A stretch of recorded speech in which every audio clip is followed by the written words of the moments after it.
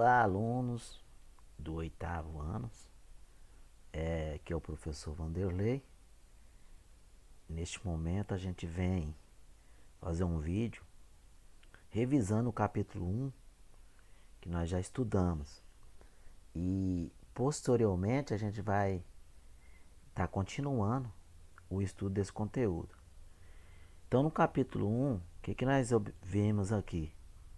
Nós vemos ângulos e polígono. E aí nós temos aqui que a comunidade indígena no Brasil tem grande variedade de cultura, as quais caracteriza o modo como esses povos são organizados socialmente, tanto nos rituais e mitos, quanto na linguagem e na organização habitacional. As suas expressões artísticas manifestam-se por meio de dança, música, pintura corporal e objeto decorativo, utilizado no cotidiano ou em rituais. Para a pintura indígena são extraídos pigmentos de planta como genipapo, urucum. Muitas vezes a decoração de corpo e de objetos são desenhos abstratos que mantêm padrão geométrico e representam animais e plantas. Então, nesse costume que os índios têm de pintar, né, de fazer figura, fazer algumas figuras, vocês vão observar que isso aqui é polígono, né? Então tá ligado aos polígonos e aos ângulos, né? Polígono, o que significa polígono, professor? Polígono, poli, vem de vários e gono de ângulo, então vários ângulos. O que nós vamos observar aqui? Vamos recordar o que é ângulo, né? A ideia de ângulo pode ser associada a várias situações do cotidiano, como as que envolvem giro em torno de um ponto fixo, né? Então você vai fixar um ponto e vai fazer algum giro em torno daquele ponto fixo. É o que acontece no relógio. Esse ponto aqui do relógio, né, é um ponto fixo. E aí tem os ponteiros, ponteiro dos minutos, o ponteiro da hora, o ponteiro do segundo, que gira ao redor dele. Então, quando eles têm essa abertura, por exemplo, aqui eu tenho 10 horas. Então tem o ponteiro da hora aqui e o ponteiro do minuto aqui. Essa abertura, ela é chamada de quê? De ângulo, né? No relógio. Mesma coisa acontece com o notebook, né? Você abre o notebook, né? Uma certa, né, abertura aqui. Então essa parte daqui com essa parte daqui tem esse espaço aqui. Esse espaço é chamado de ângulo. O ginasta aqui também, né? Firmado aqui numa barra, né? Aí ele tem o braço dele aqui, tem o corpo dele aqui, ó. Essa abertura aqui, ó, é chamado de ângulo. Então, ângulo é a figura formada por duas semi-retas de mesma origem. Então, quer dizer, você vai fixar um ponto e esse ponto é chamado de quê? De vértice. Aí vamos traçar uma semi-reta. Então, a semi-reta que vai no E, passar pelo ponto E, e uma semi-reta que vai passar pelo ponto D. E essa abertura aqui pintada de azul, né, é chamado de ângulo.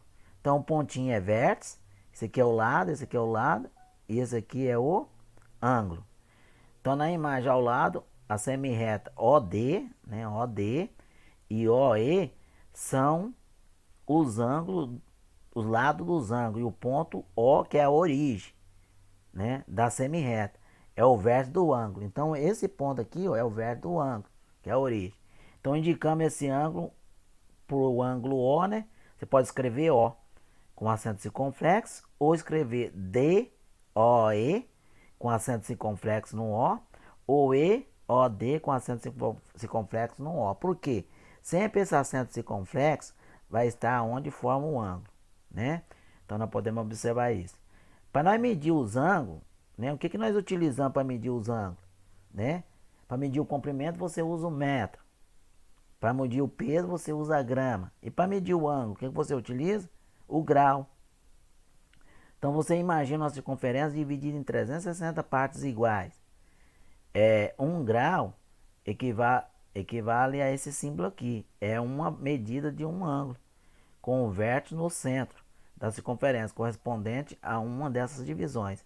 Se considerarmos uma volta completa, teremos um ângulo cuja medida é 360. Então, qual que é o instrumento que você utiliza para medir o ângulo? É o transferidor. Né? O transferidor é esse instrumento aqui, né? Que alguém chama de régua redonda, mas não é, ele é chamado de transferidor. Aí eu tenho a metade aqui, que é o 180 graus, e tem a circunferência inteira, que é 360 graus, né? Tá observando aqui nessa outra página aqui, ó, 180 esse daqui, né? E esse aqui 360. Aí ele indicou que, ó, você tem aqui, ó, que vai do zero até o 60. Tem o ponto A, o ponto B e a origem aqui. Então, quanto que mede esse ângulo? 60 graus. Ó, você tem aqui do zero e aí vem, ó, até aqui, ó.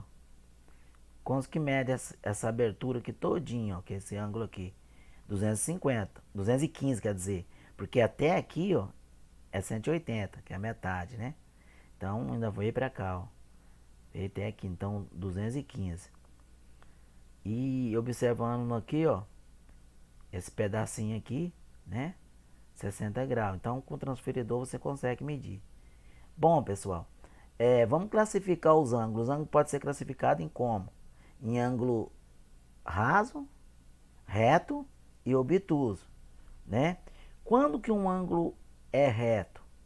Quando ele faz isso aqui, ó, ele está no esquadro. Aí vai aparecer esse símbolo aqui, ó. Ele mede 90 graus. Ângulo cuja medida é de 90 graus. Ele é chamado de ângulo o quê? Reto. E quando que um ângulo é agudo, professor? Quando a medida desse ângulo for menor que 90 graus. Por exemplo, aqui eu tenho a semi-reta. Aí eu teria que ter uma semi-reta reta aqui, ó, para dar 90 graus. Como ele é menor que 90 graus, ele é um ângulo agudo, entendeu? Pode ser de 1 grau até 89, beleza? Que nós temos a construção do ângulo, né? O ângulo reto, você vai utilizar aí o compasso, utilizar a régua e vai fixar os pontos aqui, né? Para transformar num ângulo reto. O que que é? Você desenhando a reta na horizontal e desenhando outro na vertical. O que que você vai ter aqui? Você vai ter um ângulo reto, né? Um ângulo de 90 graus. E um ângulo de 60 graus? Aí você vai desenhar a reta aqui, né? E vai colocar o transferidor e vai medir 60 aqui, ó, né? Aí eu tenho 60 graus, que é menor que 90, ok? Bom, o que vocês vão fazer aqui agora, né? Vocês vão pegar e fazer o seguinte. Vocês vão copiar essa questão número 2 aí no caderno de vocês. Professor, mas eu não tenho livro. Mas o professor está passando aqui um vídeo, então você para aqui nesse momento e copia essa número 2 e vai classificar, né, esses ângulos aqui, ó, em agudo, reto e obtuso. O que é o ângulo agudo? O ângulo que é menor que 90 graus. O que é o ângulo reto? Que é igual a 90 graus. O que é o ângulo obtuso? Maior que 90 graus. Então, para vocês ver, fazer sobre ângulo, é só esse exercício de número 2 por enquanto, tá? Você faz esse exercício de número 2, né? Para mim ver se vocês entenderam sobre a classificação de ângulo agudo, ângulo reto e ângulo obtuso. Beleza? Tranquilo? Então vocês fazem essa tarefa aí para nós continuar aí, né? As nossas aulas. Não vamos perder o foco não. Vamos parar de estudar não. Um abraço a todos e até o próximo vídeo.